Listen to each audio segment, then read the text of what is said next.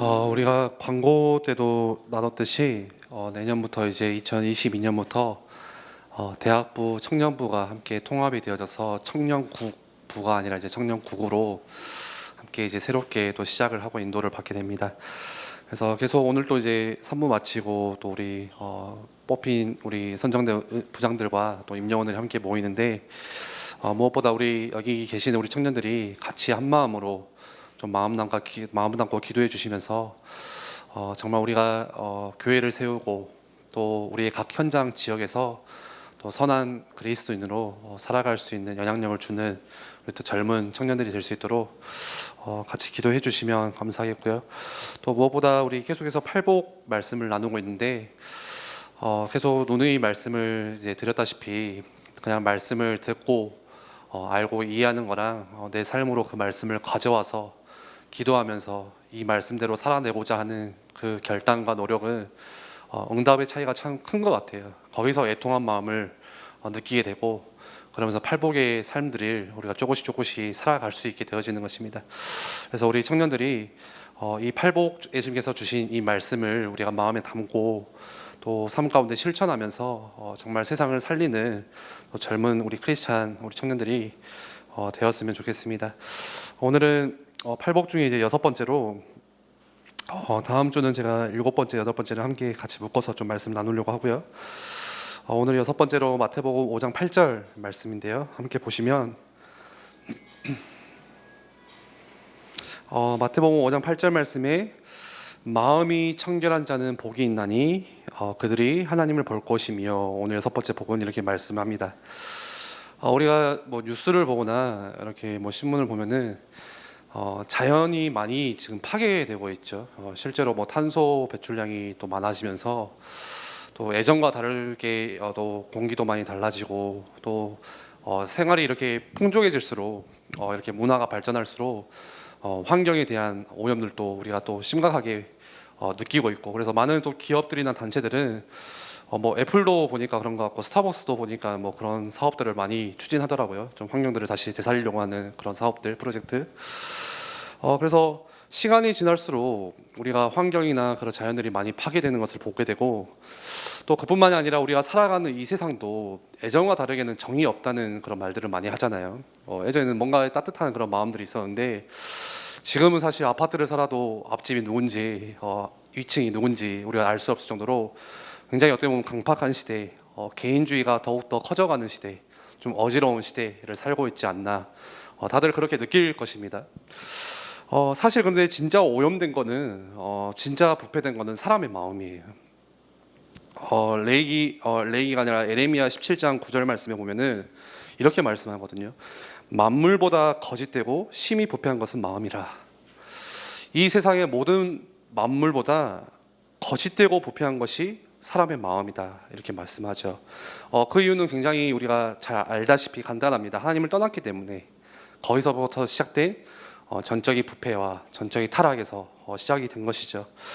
그래서 요즘에 뭐 그런 말들도 많이 하잖아요. 사실 뭐 옛날에야 귀신이 무서웠지만 지금은 귀신보다 누가 무섭다 하죠? 사람이 무서운 시대다. 사람이 가장 무서운 시대다. 뭐 그런 이야기들도 하게 됩니다. 사람의 마음이 부패한 시대, 요즘의 시대를 이야기하죠. 다시 말해서 마음에 하나님을 두기 싫어하는 시대, 하나님으로 인해서 그 마음이 생각이 통제받고 싶지 않은 시대, 그게 요즘 시대입니다. 이런 시대를 살다 보니까 오늘 마태복음 5장 8절 말씀 같이 마음이 청결한 자는 복이 있나니 그들이 하나님을 볼 것이며 이게 더욱더 우리에게 절실한 말씀이 되겠죠. 그렇다면 오늘 마음이 청결하다라는 게 어떤 것을 의미하고 또 우리가 이 마음의 청결함을 얻기 위해서 어떻게 해야 되는지를 좀 말씀을 통해서 살펴보려고 하는데요. 마음이 청결하다라는 것은 헬라어로 카르디아 카다로스 이렇게 말씀을 합니다. 단어가 있습니다. 그 의미는 똑같아요. 마음이 청결하다는 것은 그 카다로스라는 뜻이 깨끗한 비슷한 의미죠. 정결한 이런 의미를 담고 있습니다. 여러분들 영어 성경을 가지고 계실 텐데 영어 성경에도 보면은 마음이 청결한 했을 때 퓨어라는 단어를 주로 많이 성경에서 사용을 합니다. 그 뜻은 순수한, 오염되지 않은, 때묻지 않은 깨끗한 마음을 의미하고 있습니다. 성경에 보면은 하나님께서 마음이 청결한 자, 마음이 정결한 사람을 원하심을 참 많이 보게 됩니다. 다윗도 죄를 짓고 나서 가장 드렸던 간절했던 기도가 내 마음을 정결하게 하옵소서, 마음을 정결케 하옵소서 하는 회개 기도를 가장 많이 드렸었죠.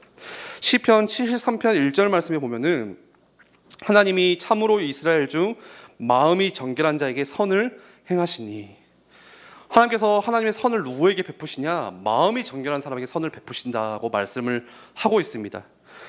그리고 시편 24편 3절 말씀에 보면은 여호와의 산에 오를 자가 누구며 그의 거룩한 곳에 설 자가 누구인가 하면서 그 뒤에 4절 말씀 보니까요, 여호와의 산에 설 자가 누구냐, 거룩한 곳에 설 자가 누구냐 했을 때 그 자격에 대해서, 그 조건에 대해서 4절 말씀에는 이렇게 이야기를 합니다.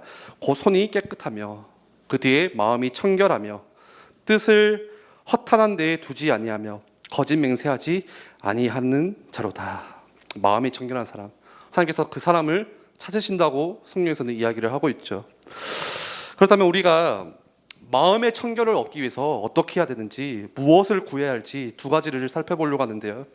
첫 번째는 우리가 마음의 청결함을 얻기 위해서 정말 간구해야 되는 것은 외적인 청결보다도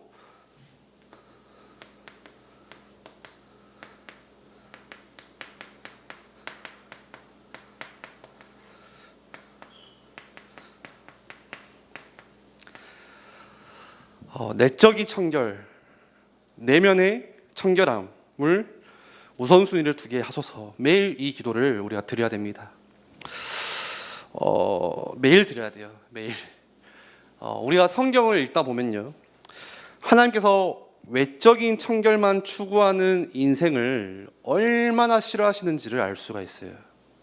그런데 주로 우리는 외적인 청결함에 더욱더 신경 쓰고 가꾸고 시간을 많이 투자를 합니다.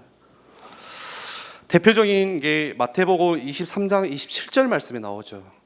이번 주에 우리 YBS를 들으시면 서기관, 바리새인, 사두개인에 대해 목사님의 배경을 설명해 줍니다. 한번 들어보셨으면 좋겠고요. 마태복음 23장 27절 말씀에 예수님께서 서기관과 바리새인을 향하여서 이렇게 꾸짖으십니다.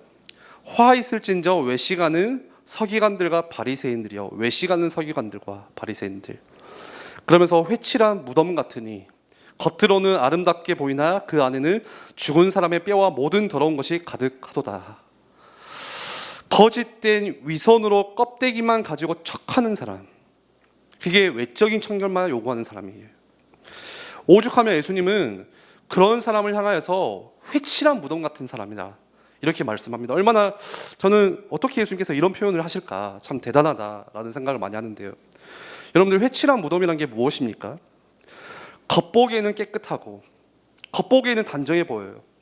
겉보기에는 흠이 없어 보여요. 잘 단장해 있지만 내면은 썩은 시체가 악취를 풍기듯이 겉과 속이 다른 신앙을 가진 사람, 그게 회칠한 무덤이에요. 예수님이 바리새인들 향해서 하시는 말씀이 그거예요. 야, 너네가 껍데기만 치장한다고 해서, 껍데기만 단장한다고 해서 진심으로 너희가 깨끗한 줄 아냐? 지금 네 속에는 뭐가 가득하냐? 송장이 썩는 냄새가 나는 것 같다, 그 악취가. 그렇게 말씀을 하시는 거거든요. 여러분들, 우리 속담에도 그런 속담이 있죠. 뭐죠? 냉수 먹고 이쑤신다, 많이 들어보셨죠? 사실 가난해요. 먹을 수가 없는데 냉수를 마시고 무슨 일을 쓰셔요. 근데 냉수를 마시고 마치 고기를 먹는 것처럼 다른 사람 보기에는 그렇게 일을 쓰신다는 거예요. 특히 우리나라 문화가 더더욱 그런 문화가 많아요. 어떤 문화예요? 허위의식, 거칠해, 보여주기식. 그래서 많은 젊은 사람들이 요즘에 더 그렇다죠. 돈은 없어도 보여주기 위해서 좋은 차를 타고 다녀야 되는 거예요. 그 차가 다 뭐냐? 다 빚이거든요, 사실. 유튜브 보니까 외제차를 타고 다니는 사람들 보니까 많은 사람들이 한 200 벌면은 거기에다가 한 120 가까이 이렇게 한 달에 꼬박꼬박 뭐 이렇게 내더라고요. 뭐 그 사람의 뭐 개인 취향일 수도 있겠지만, 사람들이 전부 다 뭐를 가지고 있냐? 그런 허위의식, 보여주기식, 거칠해. 그래서 우리나라에서는 사람들이 승차감이 별로 중요한 게 아니라 하차감이 중요하다고 그래요. 내가 이 차를 타고 얼마나 편하냐, 그것도 중요하겠지만 더 중요한 것은 내가 내렸을 때, 이 차에서 내렸을 때 이 차가 나를 말해주는 것처럼 느끼잖아요. 예. 하차감이 더 중요한 문화. 그런데 왜 이게 문제가 되죠? 자꾸만 외적인 것만 추구하다 보면은 뭐가 찾아오기 때문에 그러냐? 인생의 공허함이 찾아오기 때문에 그렇습니다. 반드시 찾아옵니다. 예수님께 꾸지람을 듣던 바리새인과 서기관들이요, 다 이런 부류였어요. 보여주기식, 거칠해, 겉과 속이 일치되지 않는 신앙. 이게 얼마나 무서운지 몰라요. 그래서 마태복음 15장 1절 2절 말씀에 보니까요, 그때 바리새인과 서기관들이 예루살렘으로부터 예수께 나와 이르되 당신의 제자들이 어찌하여 장로들의 전통을 범하나이까? 떡 먹을 때에 손을 씻지 아니하나이다.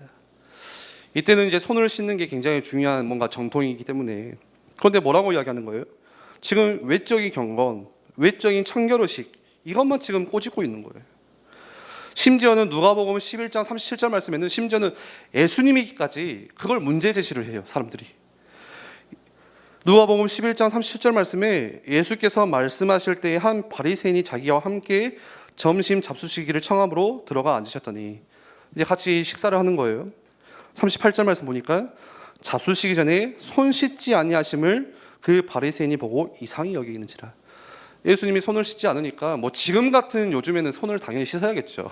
코로나기 때문에. 근데 그 당시는 그게 약간의 그런 전통이었어요. 그러니까 손을 씻지 않는 것을 보고 저 사람은 깨끗하지 않은 사람. 뭔가의 율법을 지키지 않는 그런 이미지. 온통 지금 외적인 행동 그거 하나하나에만 치중하고 있는 거예요. 우리는 어때요? 여러분들은 어떠세요? 예를 들어서 우리식으로 하면 이런 거예요. 쟤 담배 핀다. 쟤 담배 피나 안 피나? 저 사람 술 마시나 안 마시나? 밥 먹을 때 기도 하나하나. 이런 외적인 것에만 계속 신경을 쓰는 거예요. 정작 그런데 자기는 술 안 마시고 담배 안 하는 대신에 전혀 삶의 행실은 크리스찬으로서 하면 안 되는 것을, 그 짓을 막 하는데도 전혀 자기에 대해서는 그것을 인식하지 못하고 저 사람이 하나하나. 네. 여러분들은 어떠세요? 저는 그래요. 저는 인스타를 많이 하잖아요. 아시다시피. 그러면은 우리 교회 대학생들, 청년들 뭐 이렇게 인스타를 보면은 제가 예전에 한번 화가 확 나가지고 교육자실에서 화를 확 낸 적이 있습니다. 요즘 대학생들 왜 그러냐 막 그러면서 이제 제가 박선우 선생한테 뭐라 했거든요. 같이 술을 마시는 거를 왜 스토리에다가 그 짠하는 거를 부딪히는 거, 뭐죠? 짠 이렇게 부딪히는 거 있잖아요. 이렇게 짠하는 것을 이렇게 뭐라 하죠? 그 반복하는 거 있잖아요. 뭐 임재영 선생님 전혀 지금 뭐지? 약간 신문물 알아보시는 거 그거를 막 이렇게 스토리에다 올려요. 그래서 이제 뭐 태그 해가지고 골뱅이에서 맞죠? 누구 이렇게 같이 뭐 이 자리에 있었다는 거죠. 예. 저는 그래 술 마실 수도 있지. 저 괜찮아요. 근데 왜 굳이 교회 친구들끼리 술 마시는 거를 거기다 올릴까? 뭔 자랑이라고. 왜 교회에 똥칠을 할까? 저는 막 그런 생각이 막 드는 거예요, 순간. 그래서 제가 너무 열받아가지고, 저는 이제 한 율법 하잖아요, 저도. 고신에 나와가지고. 야, 이게 뭐 말이 되냐. 박이성 목사님 제자들이 이럴 수가 있냐. 막 이런 이야기를 하면서, 뭐 술 마시는 게, 마시려면 숨어서 처마시던가, 담배를 피려면 빨리 뒤지던가, 막 이런 이야기를 했는데, 근데 곰곰이 생각해 보니까, 그럼 나는 깨끗하냐? 그렇지가 않아요. 술 안 마실 뿐이지. 술 끊었거든요. 예. 담배 안 필 뿐이지. 담배는 원래 안 폈고. 예. 근데 크리스찬으로서 하면 안 되는 행동들은 다 하고 있어요. 마음의 죄는 다 짓고 있어요. 외적인 청결함만 보면서 저 사람이 그래놓고 무슨 신앙이 있냐 없냐, 예. 정죄하게 되고. 여러분들은 어떠세요? 마치 바리새인이 그 시대 사람이 아니라 나예요, 나. 여러분들 외적인 것에만 익숙하면 그렇게 되는 거예요. 거짓말을 밥 먹듯이 늘 자랑하는 게, 하면서 늘 자랑하는 게 나는 담배 안 펴요, 나는 술 안 마셔요. 그러면서 마음에는 거짓이 가득하고 죄가 가득하고 생각에는 온통 그런 간음이 있고. 여러분들 물론 술 안 마시고 담배 안 피는 게 좋은 일이죠. 좋은 거예요, 사실. 뭐 건강할 수도 있고 또 남들이 볼 때도 좋은 행실로 볼 수도 있고요. 그런데 중요한 것은 내 내면도 함께 절제하고 있는가 질문해 보셔야 돼요. 나는 술 안 마셔, 담배 안 펴, 뭐 그런 탈 죄를 안 지어. 근데 진짜로 여러분들 내면은 함께 하나님의 다스림을 받고 있느냐? 지난번에 온유한 자가 무엇입니까? 하나님께 통제받는 사람이라고 했어요. 하나님께 그 내면이 다스림을 받고 있는 사람이라고 했습니다. 나는 그 하나님의 통제를 받아들이고 있는가? 이게 지금 같이 가야 되는데 그렇지 않고서는 오직 겉에 보이는 이 모습만 정결함을 따르는 거예요. 그래서 가증거리 같은 회칠한 무덤이 되는 것입니다. 그래서 우리가 첫 번째로 정말 우리가 기도하고 간구해야 될 것은, 우리는요 내버려 두면 자꾸 어디를 향해 가냐, 자꾸 껍데기만 관심을 쓸 수밖에 없는, 원래 우리가 그런 존재예요. 그냥 가만히 놔두면 그렇게 되어져요. 사람이라는 게 원래가 그래요. 그렇기 때문에 매일매일 우리가 성령의 은혜를 구하시면서, 여러분들 팔복의 나중에 결론을 다음 주에 내겠지만, 팔복의 결론은 뭐냐? 이게 우리 안에 없다는 거예요. 그걸 인정하셔야 돼요. 내 힘과 의지로 절대 안 된다는 것입니다. 그래서 늘 말씀드린 게 성령의 도우심을 구하는 거, 성령의 은혜를 구하는 거, 내 안에 내주하시는 성령께서 내 안에 실제로 역사하셔서 내 삶이 하나님을 닮아가고 그 성화의 삶을 살아갈 수 있도록 나에게 충만케 역사하시는 거.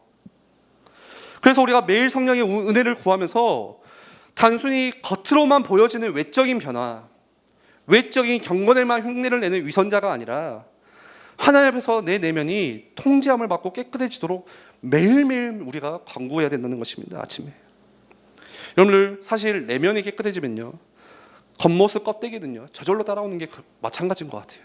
그런 것 같아요.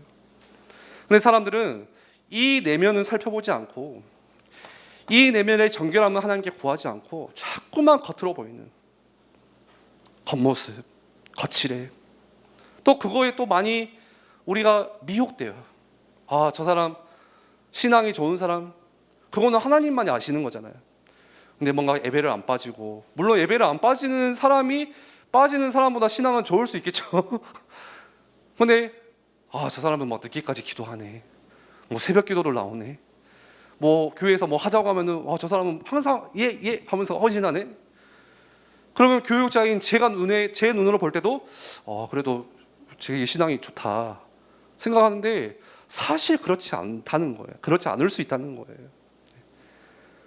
제가 우리 교단은 아니지만 잘 이렇게 듣던 목사님의 메시지가 있어요. 이제 아예 다른 교단이거든요.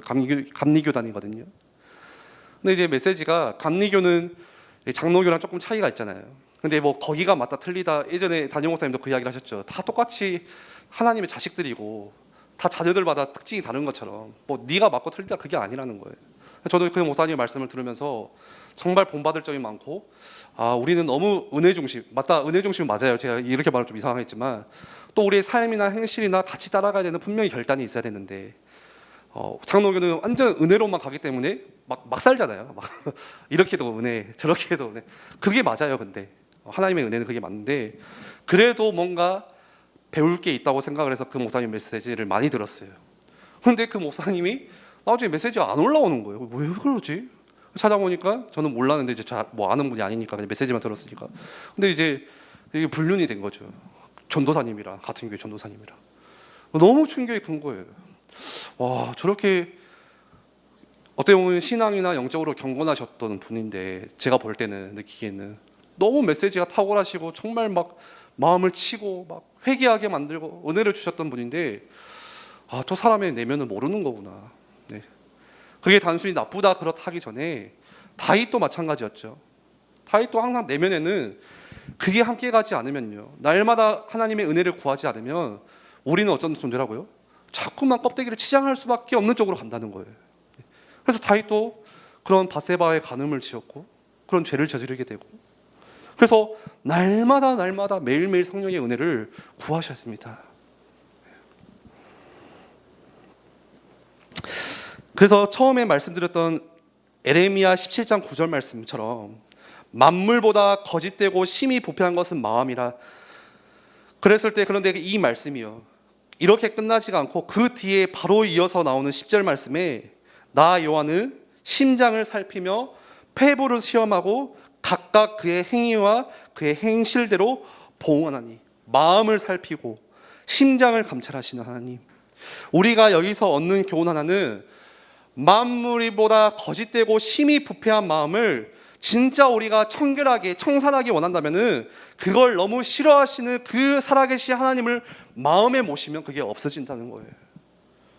여러분들 명심하셔야 돼요. 우리가 사람은 솔깃지 몰라요. 그런데 폐부를 찔러보시는, 마음을 감찰하시고 심장을 뚫어보시는 하나님은요, 절대 속일 수가 없다는 것입니다. 그리고 우리가 두 번째로 이 마음의 청결함을 얻기 위해서 무엇을 매일매일 기도하며 간구해야 되냐? 두 번째는 이 두 가지 마음을 품지 않도록 기도해야 됩니다. 마음이 청결한 것과 오늘 말씀에 두 마음이 어떤 연관이 있냐면, 처음에 말씀드렸던 청결한, 이거는 헬라어로 카다로스라고 했죠. 깨끗한, 정결한 이런 의미가 있다고 했습니다. 그런데 또 다른 의미로 어떤 의미가 있냐면 나뉘어지지 않았다, 두 짝 나지 않았다라는 뜻이 같이 있어요. 청결한이라는 이 헬라어 어원에는요.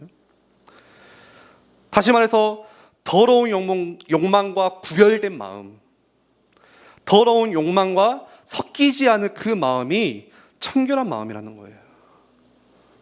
반대로 더러운 욕망과 안 그런 척하는 마음이 함께 뒤섞여 있다면 청결한 자가 아니라는 것입니다.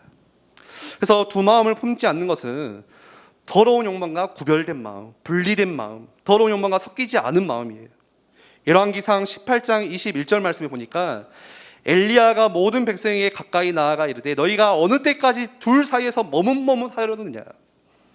엘리야가 경고하는 거예요. 선포하는 거예요. 둘 사이에서 언제까지 머뭇머뭇하느냐. 저는 이 말씀을 읽다가 나에게 하시는 말씀 같다. 제가 자꾸만 하나님과 세상 사이에서 머뭇머뭇하고 있는, 경제 문제와 하나님 사이에서 머뭇머뭇거리고 있는 나를 향해서 도대체 언제까지 머뭇머뭇할 거냐. 결단해라. 두 마음 품지 말아라. 여러분들, 우리가 결단하기에 너무 아까운 게 많아요. 사실 살다 보면은 너무 또 손해보는 게 많아 보여요. 결단하기에 세상에 두려운 게 너무 많아 보여요. 열왕기상 18장 21절 말씀을 계속 보시면, 그러면서 엘리야가 이렇게 이야기하죠. 여호와가 만일 하나님이시라면 그를 따르고 바알이 만일 하나님이시면 그를 따르라. 백성이 말 한마디도 대답하지 않은지라. 계속 머뭇머뭇거리는 거예요. 야, 진짜 여호와가 참된 하나님이시면 하나님을 따라라. 너네가 결단해서. 반대로 이 바알이 진짜 하나님이면 그 바알을 따라라. 그렇게 말을 하는데도 백성이 말 한마디 하지 못하고 계속 머뭇머뭇하는 거예요. 각을 재는 거예요. 속에서 계산하고 있는 거예요. 여러분들, 이 말씀에 너무 대조되는 말씀이 여호수아 24장 말씀에 나옵니다. 15절 말씀에 보니까 만일 여호와를 섬기는 것이 너에게 좋지 않게 보이거든 너희 조상들이 강 저쪽에서 섬기던 신들이든지 또는 너희가 거주하는 땅에 있는 아모리 족속의 신들이든지 너희가 섬길 자는 오늘 택하라. 오직 나와 내 집은 여호와를 섬기겠노라 하니. 택하라. 여러분들, 두 마음이 없는 청결한 마음을 지금 말씀하고 있는 거예요. 기독교 고전의 그리스도를 본받아라는 책을 썼던 토마스 아킨피스의 이 책을 보면요, 이렇게 이야기를 해요. 사람은 두 날개, 그 두 날개가 무엇이냐? 단순함과 순수함으로 세상 것을 박차고 비상할 수 있다고 이야기를 해요. 단순함과 순수함. 다시 말해서 의도가 단순하고 마음이 순수해야 합니다. 단순한 하나님을 향하고 순수함은 하나님을 이해하고 맛을 보게 됩니다. 우리가 하나님을 섬길 때 복잡한 마음 가지고 이 마음 저 마음 두 마음 세 마음 가지고, 여러분들 두 마음이 뭐예요? 사실 양다리잖아요. 여러분들 연애하시는 분들은 양다리는 정말 그거는 결혼해도 이혼 사유예요. 양다리는요. 우리가 하나님께 양다리를 걸치고 있다는 거예요. 양다리를. 이 마음 두 마음 세 마음 품으면서. 그런데 이 책에서 뭐라고 이야기냐? 하나님을 향하여서 그 하나님을 향해 가고 하나님을 이해하고 맛볼 수 있고 세상을 향해서 박차고 우리가 날아갈 수 있는 그 두 날개는 단순함과 순수함이래요. 단순한 마음, 한 마음, 순수한 마음. 여러분들의 인생은 하나님 앞에 단순할 때 행복해져요. 복잡하고 계산 많으면요 절대 인생 행복하지 않습니다. 계속 복잡해져요. 그래서 마음이 청결한 자는 어떤 사람이냐? 하나님과 재물 사이에서 두 마음을 품지 않는 것. 성경은 그걸 계속 이야기하죠. 재물이 얼마나 우리에게 축복이지만 또 얼마나 우리에게 많은 유혹거리를 줍니까? 하나님과 세상 사이에서 두 마음을 품지 않는 것, 그게 바로 마음이 청결한 사람. 쉬운 표현으로 양다리 걸치지 않는 게 마음이 청결한 사람, 이렇게 말씀합니다. 이런 청결한 마음을 가진 사람이 누리는 복이 뭐냐? 오늘 마지막으로 그들이 복을 누릴진데 어떤 복을 누리죠? 오늘은 하나님을 볼 것이며, 마음이 청결하자는 복이 있나니 하나님을 볼 것이다. 여기서 하나님을 본다는 것은요, 진짜 실질적으로 하나님을 보는 의미를 담고 있어요, 이 성경에는. 그래서 하나님을 본다는 게 단순히 눈에 이렇게 뭐 하나님이 뿅 나타나서 보이는 게 아니라 우리 인생 가운데, 우리의 삶 가운데 하나님께서 실질적으로 역사하신다는 거예요. 그걸 본다는 거예요. 우리가 눈으로 볼 수 있을 정도로, 귀로 들을 수 있을 정도로, 손으로 만지고 느낄 수 있을 정도로 하나님께서 실질적으로 우리의 삶 가운데 임재하신다는 거예요. 역사하신다는 거예요. 그걸 체험하고 맛보게 될 것입니다. 우리가 이 체험을 해야겠죠. 이 맛을 봐야 되잖아요. 이번 주 주셨던 말씀, 시편 그 84편의 말씀을 붙잡고 우리 현장으로 여러분들 돌아갔을 때, 또다시 이번 주 여러분들 가정으로 갔을 때, 직장에 갔을 때 하나님께서 실질적으로 내게 느껴질 만큼, 내게 들려질 만큼, 아, 이 말씀이었구나, 하나님의 임재와 역사가 보여질 만큼, 아, 하나님께서 이렇게 역사하셨구나, 하나님께서 나에게 이렇게 힘을 주셨구나, 이 힘을 주시지 않았다면 내가 어떻게 됐을까, 느낄 수 있을 정도로 실질적으로 하나님을 보게 되는 거. 누구에게요? 마음이 청결한 사람에게. 욥기 말씀에 내가 주께 대하여 귀로 듣기만 하였사오나 이제는 눈으로 주를 배움나이다. 아멘. 실질적으로 하나님의 역사를 체험하기 시작하는 거예요. 고통과 환난의 그 시험을 통과하고 나니까 실제적으로 이제는 하나님의 음성을 듣게 되는 거예요. 여러분들 말씀 가운데 하나님의 음성을 듣기를 바랍니다. 앞에서 담임 목사님의 말씀을 통해서 그냥 말씀이 로고스가 아니라 레마의 말씀으로 나에게 실질적인 하나님의 음성으로 느껴지는 그 축복이 있기를 간절히 축원합니다. 말씀을 정리하고 같이 기도하기를 원하는데요, 여러분들 진짜 하나님의 임재를 여러분들 삶 가운데 정말 느끼고 싶으세요? 사실 그게 엄청난 아름다움이잖아요. 너무 큰 힘이잖아요. 내가 하루하루를 살면서 진짜 하나님의 임재를 체험한다, 막 가슴이 뛴다. 그리고 하나님으로 인해서 내가 어제 좀 늦게 자고 일이 많았지만 막 오늘 힘이 솟아난다. 여러분들 진짜 하나님의 인도하심을 정말 삶 가운데서 맛보고 싶으세요? 자꾸 내 삶을 내가 인도해 가려고 하고 경영해 가려고 하니까 갈팡질팡하게 되고 뭐를 선택해야 될지 잘 모르겠고 이게 맞나 저게 맞나 도무지 알 수가 없고 자꾸만 세상과 신앙과 하나님과 교회 사이에서, 재물 사이에서 이리저리 각을 재고 있고 이리 가면 손해보는 것 같고 돌아가는 것 같고, 여러분들 내가 내 인생을 경영하게 되면요 그렇게 돼요. 그런데 정말 우리가 청년의 때에 하나님께서 내 인생을 어떻게 인도하시는지 우리가 거기에 증인이 되어야 되잖아요. 그렇다면 오늘 말씀과 같이 하나님 복잡한 지금 내 마음, 내 두 마음을 계산적인 그 마음으로 세상과 하나님에 대해서 두 마음을 가지지 않고 한 마음을 품게 하옵소서. 마음이 청결해져야 하나님의 임재와 인도를 경험하게 되는데 나의 마음이 정결함을 얻을 수 있도록 성령의 은혜를 이번 주도 우리가 날마다 구하게 하여 주옵소서.